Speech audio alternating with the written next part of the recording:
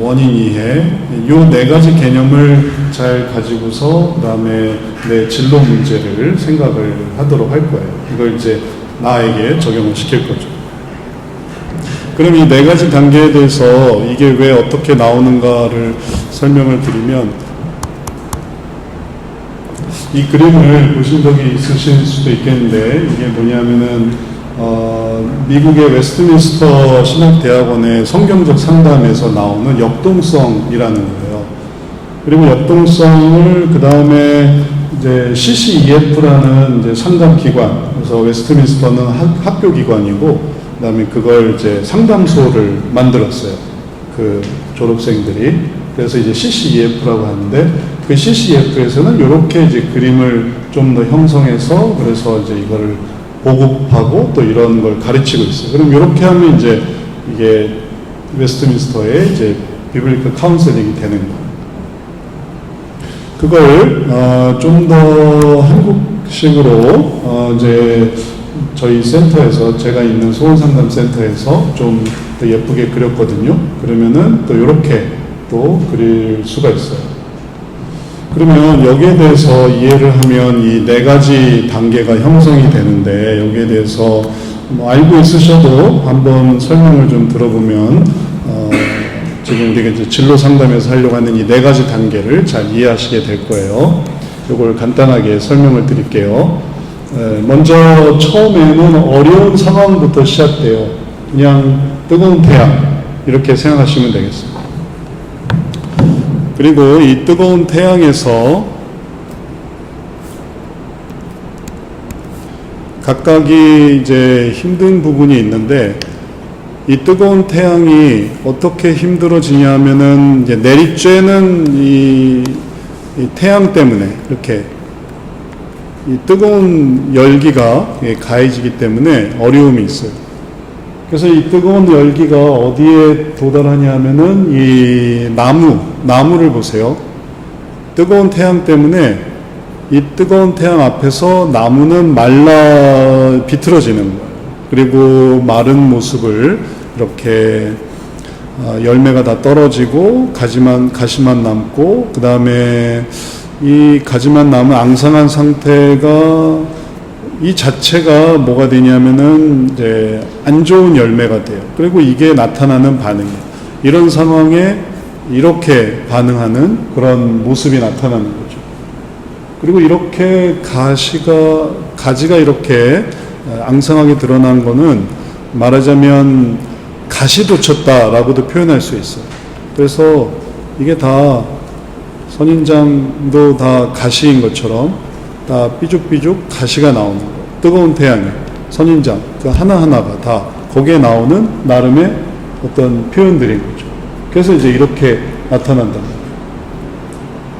그러면 이렇게 나타나면 그걸로 인해서 뭐가 생기냐면은 결과가 생겨요. 이런 뜨거운 태양에 이렇게 반응을 하면은 그게 나타나는 결과가 안 좋은 거가 되는 거죠. 그래서 처음에 상황이 이런 반응을 하니까 나타나는 결과는 더 안 좋은 상황이 더 생기는 거예요. 그럼 그게 어디로 가냐면은 원래의 애초의 상황으로 와요. 그래서 또 그게 더 뜨거워져요. 그리고 이게 이렇게 반복이 되는 거예요. 그러면 이 반복을 뭐라고 하냐면은 악순환이라고 해요. 그래서 이 역동성은, 요 그림은 이 악순환을 설명합니다. 반대로 여기에 선순환이 있는데, 선순환은 뭐냐면은 이 뜨거운 태양인데 열매를 맺을 수가 있어요. 뜨거운 태양이 있지만, 그래서 여전히 어려움이 있어도 근데 여기에 보면은 열매가 맺힌단 말이죠. 그리고 그런 열매를 맺으니까 그 다음에 그것으로 새로운 모습이 생겨요. 그게 변화의 모습이에요. 똑같이 리프가 추수하다라는 건데, 이 리프가 이쪽에서는 변화의 모습으로 나타나고 이쪽에서는 안 좋은 결과로 나타나고, 이런 열매니까 더 귀해지는 거예요. 이렇게 더 귀해지니까 이 상황 속에 오히려 또 열매가 생겨요. 예를 들면 아까 요셉의 얘기도 마찬가지지만, 요셉이 7해 기근을 얼마나 잘 보냈냐면 모든 애굽 사람의 돈을 사요. 그리고 곡식을 내줘요. 그 다음에 모든 애굽 사람의 그 가축을 다 사요. 그리고 또 양식을 내줘요. 그리고도 팔 게 없으니까 모든 사람들의 땅을 사요. 그리고 곡식을 내줘요. 그래서 7년이 지나고 나니까 모두가 다 바로의 것이 돼버렸어요. 백성을 살린 게 아니에요. 그 어려운 상황 그 자체 속에서 바로의 그 재산을 아주 증식하는 그런 지혜로 맡은 걸 하는 그런 지혜로운 게 있는 거예요. 어려운 건 분명히 어려운 건데 이쪽은 계속 악순환이 생기고 이쪽은 계속 선순환을 만들어내는 거예요. 그래서 그러면 근원이 뭐냐라고 할 때 그 근원이 이 밑으로 내려가 보면 여기에는 이런 반응을 얻게 하는 근원이 여기 마음속에 생겨요. 이게 뿌리로 설명할 수 있는데 이걸 이제 사람의 마음을 말하는 거라서 하트로 표현하는 거예요. 하트 속에는 뭐가 있냐면은 나쁜 뿌리가 있어요. 나쁜 뿌리. 이렇게 뿌리가 있는데 이 뿌리가 안 좋아요. 뿌리가 안 좋다는 말은 뭐냐면은 계속 뭔가를 이렇게 요구해. 이 욕구라는 개념이 심리학에서는 그냥 정상적이고 당연한 걸로 보이지만 성경에서는 이게 욕심이 돼요. 욕심을 계속 내는 거예요. 그리고서 이제 이렇게 구성이 되는 거죠. 이런 욕구가 있고 욕심이 있으니까 이런 반응을 보였고 그런 반응이 오히려 더 큰 어려운 상황을 만들어서 그래서 더 괴롭게 만드는 악순환의 의미가 바로 여기에 있었던 거예요. 욕심이라는 거죠. 근데 여기 선순환을 보면 여기에는 이렇게 열매를 맺을 수 있는 거는 이렇게 뜨거운 태양이 와도 선한 뿌리가 있는데 이 뿌리는 어떻게 형성이 됐냐면 하나님의 은혜가 있는데 이 은혜, 다시 말하면은 흐르는 물, 생명수, 이걸로 계속 공급을 받는 거예요. 이게 어디서부터 나오냐면 하나님으로부터 나오는 거예요. 전능하신 대화자이신 하나님, 또 십자가에 못 박히신 그리스도, 생명을 주시는 성령님의 삼위일체 하나님으로부터 은혜가 이렇게 계속 흐르니까 이 뜨거운 태양 속에서도 마음이 좋고 그러니까 이런 열매가 생기는 거죠. 그러니까 사막의 오아시스가 형성이 되는 거예요. 사막의 오아시스가 형성되니까 다 글로 모여요. 그러니까 오아시스가 번성할 수밖에 없는 거예요. 다른 데는 물이 없으니까. 그래서 이렇게 하니까 선순환이 이루어지는 거예요.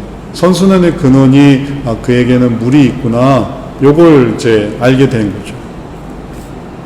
그래서 이게 이제 예레미야 17장에 나오는 뿌리가 깊은 나무가 이제 뜨거운 태양 속에서도 마르지 않는다 이런 걸 이제 형상화한 거거든요. 그래서 여기서 보여주는 이 악순환과 그 다음에 여기서 보여주는 이 선순환을 만들려고 하면 이 악순환을 선순환으로 만들려고 하면 상담적인 과정이 형성이 돼요. 그래서 여기서부터 이제 어떤 식으로 구별을 하냐면은 어떤 상황인가 그 다음에 거기에서 어떤 결과가 나왔는가 요걸 이렇게 따지면은 요게 문제를 인식하는 과정이 돼요. 뭐가 문제구나. 어떤 상황이 있는데 이런 반응 때문에 이런 결과가 나와서 이게 계속 안 좋아지는 그럼 이게 문제를 인식하는 거예요. 그 다음에 문제를 인식하는 과정 다음에 반응과 욕구를 이해하면 원인을 이해하는 거예요. 원인을 이해한다는 건 뭐냐면은 무슨 반응을 보이니까 이런 결과가 나오는구나 라는 걸 찾는 거죠. 그리고 그 반응에는 어떤 욕심이 있는가 그런 욕심을 계속 추구하니까 그런 반응을 보였던 거고 그러니까 계속 안 좋아지는 아까 연애 상담도 예를 들면 백마탄 왕자를 바라보고 그러면서 지금은 뭘 하고 있냐면 집에만 있다가 한번 해보세요. 백마탄 혹은 뭐 신데렐라를 생각하며 집에 있든지 백마탄 왕자를 바라보며 집에 있든지 그렇다고 교회를 열심히 하는 것도 아니고 그냥 집에서 그냥 기다리고만 있다고 하면은 결국은 이게 상황과 결과가 계속 안 좋아지는데 그렇게 하는 이유는 마음속에 이런 게 있기 때문에 그런 거죠. 나가기는 귀찮고 뭘 하기도 뭐 힘들고 그러니까 그런 것들이 하기 싫고 그러다 보니까 상황이 계속 안 좋게 되니까 이제 시기가 흘러가는 거예요. 그러면 이제 연애가 안 되는 거죠. 또는 어떤 연애 대상자가 있다 하더라도 그러면 그 연애 대상자에게 연애를 하기 위해서는 자기가 선순환을 해야 되는데 계속 악순환으로 자기의 어떤 욕심을 투영하고 자기가 원하는 거를 요구하고 그러니까 그걸 못 받아주는 거예요. 그러니까 또 깨지고 그 다음 사람은 견뎌내기를 바라서 또 자기가 원하는 걸 다 쏟아내니까 또 다음 사람도 못 버티고 도망가. 그러니까 연애가 안 되는, 연애가 결혼으로 이어질 수가 없는 그런 상황들이 생기는 게 바로 이런 원인의 이해가 되는 거죠. 이걸 이제 문제를 인식하고 원인을 이해하게 되면 이걸 어떻게 바꿀지를 생각해 볼 수 있어요. 은혜가 필요한 거예요. 하나님의 은혜. 그래서 요셉도 어떻게 결혼을 하게 됐는가? 요셉도 리브가를 만나기까지 리브가도 어떻게 요셉을 만나서 결혼하게 됐는가? 리브가가 요셉을 향해서 떠나갈 수 있을 때 그때 삼촌 라반이 그 리브가한테 물었단 말이에요. 네가 떠나가겠느냐? 그리고 또 요셉은 와야 결혼할 수 있다고 했고 아브라함의 종은 아브라함은 요셉을 데려가지 말아라. 리브가가 오면은 어떤 대상이 오면은 그런 결혼할 수 있다. 근데 리브가가 그때 떠났는데 떠날 수 있었던 것은 이제 그 속에 하나님의 은혜가 있었던 거죠. 하나님의 은혜를 믿고 내가 떠나야 되겠다 할 때 떠날 수 있었고 그럴 때 마음에 결심이 생긴 거죠. 그래서 이미 있는 없는 그것이 아니라 이미 있는 하나님께서 주신 은혜를 기억하고 움직이면은 그럼 이제 이게 할 수 있는 방법을 이루게 되는 거예요. 자격증이나 혹은 시험이나 이런 것도 마찬가지예요. 처음에는 내가 그걸 어떻게 하지 하는데 하다 보면 이게 정말 중요했구나라는 걸 알아요. 지금도 여기 대학원에 오신 것도 그렇잖아요. 그러니까 대학원을 내가 왜 가야 될까 했지만 대학원을 와봐서 석사 혹은 또 뭐 더 공부하실 분은 박사 이런 학위 과정을 공부하니까 이제 뭔가 체계를 잡는 집에서 혼자 어떻게 한다고 해서 또 되는 게 아닌 경우가 있거든요. 그 요구하는 수준이 있으니까 그런 것처럼 그럴 때 하나님의 은혜를 생각해서 내가 어떤 결심을 하니까 뭔가 이제 변화를 이룰 수 있었던 거죠. 다른 것도 다 마찬가지예요. 방법 적용도 어떤 은혜를 따라서 그걸 어떤 마음으로 할 것인가에 따라서 이제 이게 이루어지게 돼 있어요. 그리고 이제 나머지 마지막 단계 그렇게 해서 이런 좋은 마음을 갖게 된 다음에 해야 되는 실천이 있고 그 속에서 나타내야 되는 결실이 있고 뭐 다 해놨는데 요 부분을 못하면 안 되는 거죠. 이걸 또 해내야만 하는 거죠. 요셉도 그래서 바로의 총리로서 이 기근을 잘 이겨나가고 있는데 형들을 만났단 말이에요. 근데 처음엔 형들을 그냥 얼씨구나 하고 환영한 게 아니에요. 그냥 베냐민만 딱 데리고 오려고 했단 말이에요. 형들 다 데리고 오고 이거는 생각을 못했어요. 그냥 베냐민만 데리고 올 생각을 한 거죠. 그런데 그가 이제 뭐 하여튼 우여곡절 끝에 마음에 짐을 벗고 그것을 내가 다 해야 되겠구나. 이게 하나님의 뜻이구나. 그렇게 깨달았을 때 그때 이제 내가 다 감당하겠습니다 하는 실천을 했고 그리고 그럴 때 놀라운 변화가 일어났으며 하나님의 온전하신 뜻이 이루어졌죠. 그래서 이제 야곱의 그런 12아들이 지파가 되고 또 내려갈 때는 70명밖에 안 됐지만 그러나 돌아올 때는 400만이 넘는 큰 민족으로 형성되는 놀라운 일들이 생긴 거죠. 그래서 어느 순간에는 내가 뭔가를 희생하거나 헌신하거나 해야 되는 그런 어떤 단계가 와요. 그걸 하면 변화가 이루어지는 거고 내가 그때 그거를 못하면은 또 거기서 또 이게 미치지 못하는 거예요. 지금까지 잘 해온 것에 어떤 변화를 딱 이루기 위한 그런 그 다음에 단계가 있는 거죠. 그래서 요게 이제 성경에서 보여지는 마음의 변화를 보여주고, 그리고 또 하나님께서 이루시는 모든 좋은 선순환의 일들도 보여주고, 하나님께서는 이런 욕심을 바꿔서 이런 좋은 마음으로 할 수 있는 은혜를 주시는 거죠. 그래서 이 은혜를 깨닫게 하는 거예요.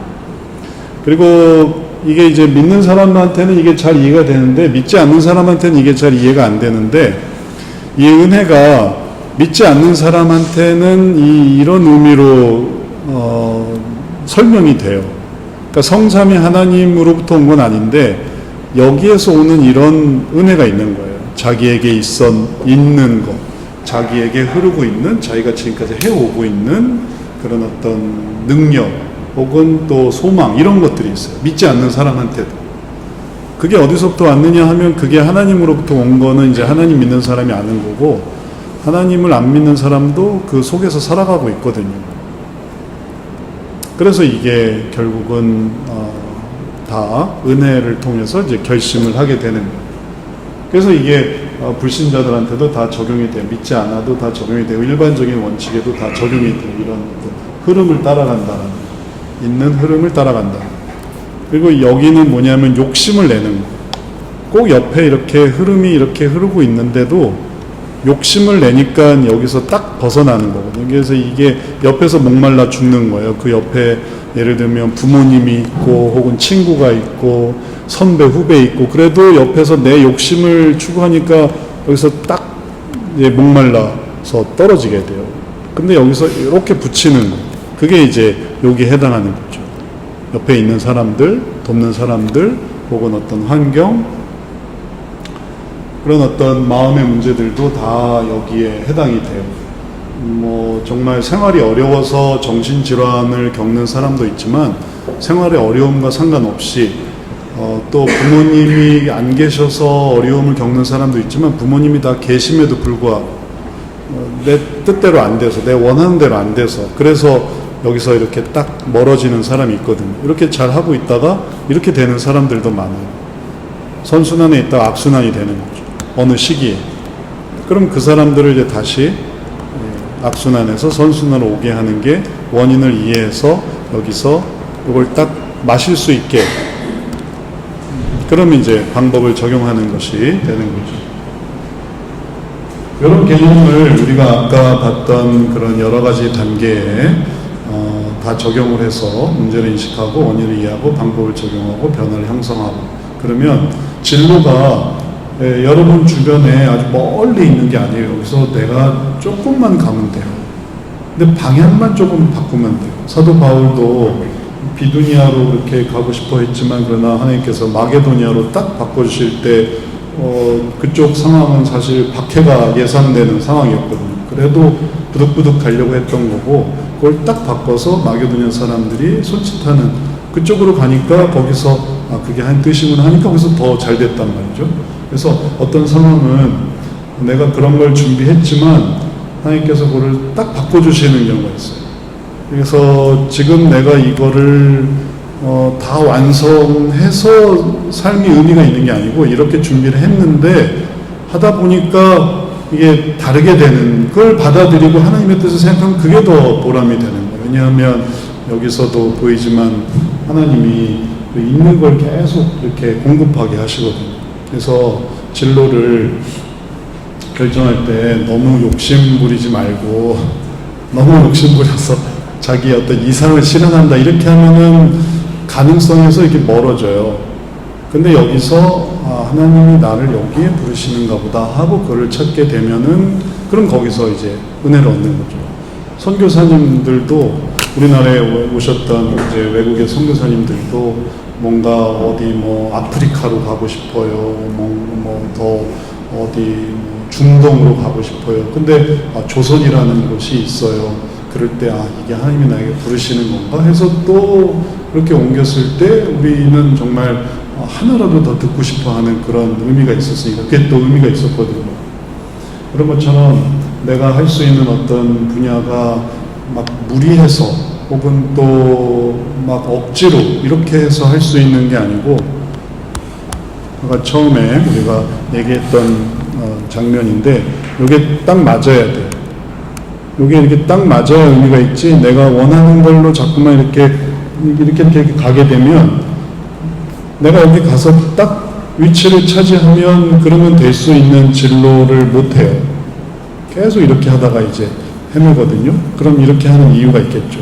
왜 이렇게 하는지. 나름의 꿈이 있거나, 아니면은 이상이 있거나, 아니면은 목표가 있거나.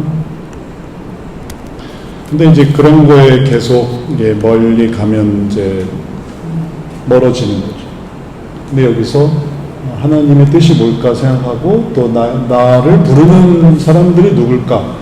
나를 원하는 사람들이 누굴까? 내가 어디에서 이걸 해야 될까? 이렇게 하다 보면 여기서 이게 형성이 되고, 이거는 점차 더 커지면서 계속 의미를 가질 수가 있어요. 그럼 이제 열매가 더 커지는 거죠. 그러니까 이렇게 되는 게 제일 좋으니까, 시작은 하지만 이렇게 욕심 내지 않도록 하는 게 또 마음의 중요한 부분이 되겠습니다. 그래서 이런 과정을 이루는 거죠. 자, 우선은 여기까지 설명을 드리고, 지금 설명드린 거에 대해서 궁금한 거 있어요? 이런 얘기 들어보셨어요?